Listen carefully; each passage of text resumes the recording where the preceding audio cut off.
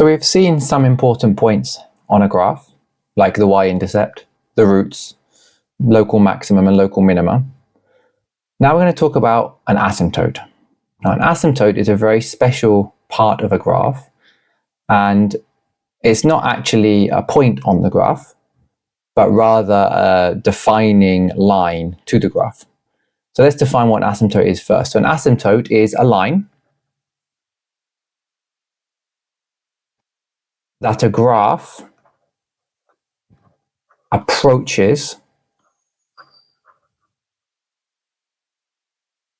as the graph tends to infinity.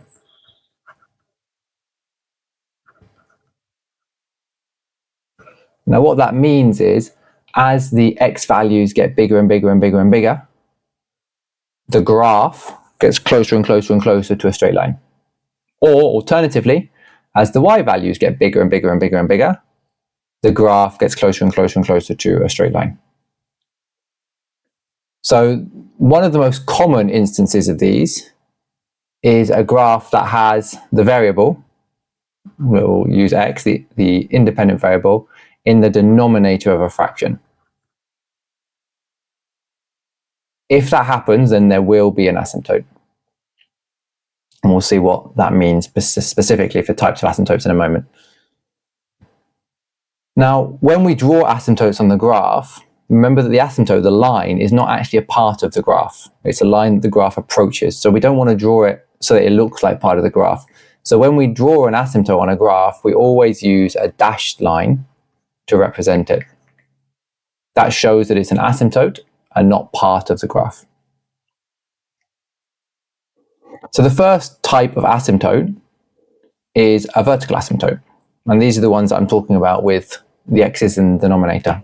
So vertical asymptotes, that is a vertical line the graph approaches, occur when the denominator of any fraction, a fraction in the function, is equal to 0. That is, we can't define it because we cannot have the denominator of a fraction being equal to 0. Now, an important thing with vertical asymptotes is they can never be crossed.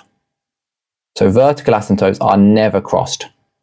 So some examples of what a vertical asymptote might look like: we might have our axes, something like this, and then we have a graph that looks like this, goes off up there, and then comes back something like this. And we can see here there is a vertical line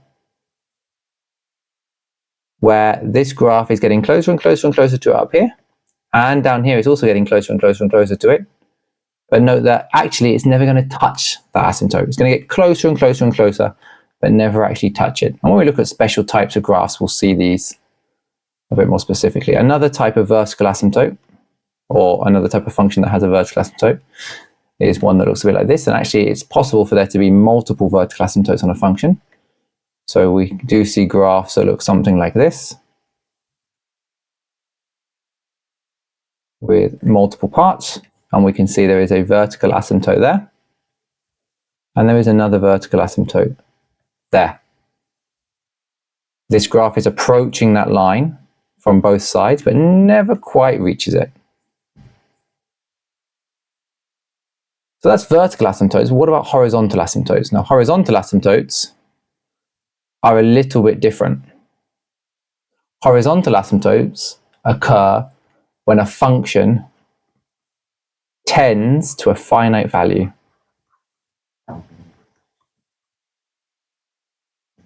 As the value of x gets bigger. So that is, as the value of x gets bigger, as you go more and more to the right, the graph gets closer and closer to some finite value. That value could be 0, that value could be any finite value. Now, one slight difference between horizontal and vertical asymptotes is that it is possible for a function to cross a horizontal asymptote, I'm putting quotation marks, near the origin. Now, any finite value is near the origin compared to infinity, but generally speaking, when we're looking at it, when we zoom out, it's possible that it could cross the asymptote. Let's look at, first of all, a couple that don't do that. So actually, the example we had above has a horizontal asymptote. If we do something like this, there is a vertical asymptote there, but there is also a horizontal asymptote going through here. As this graph gets bigger and bigger and bigger and bigger, it is getting closer and closer and closer to that blue dashed line. Never quite touches it, but we'll get closer and closer and closer. It's also possible that we get horizontal asymptotes only on one side. So we will see functions like this that come down like that, and there's a horizontal asymptote there. But it's only approaching it on one side, whereas on this case it approached it from both sides, on the right and the left. In this one, it's only approaching the asymptote on the right-hand side as x gets larger, as it tends to positive infinity, not as it tends to negative infinity. And just to pick up on that, it can cross it. It is also completely possible that we get things that do something like this.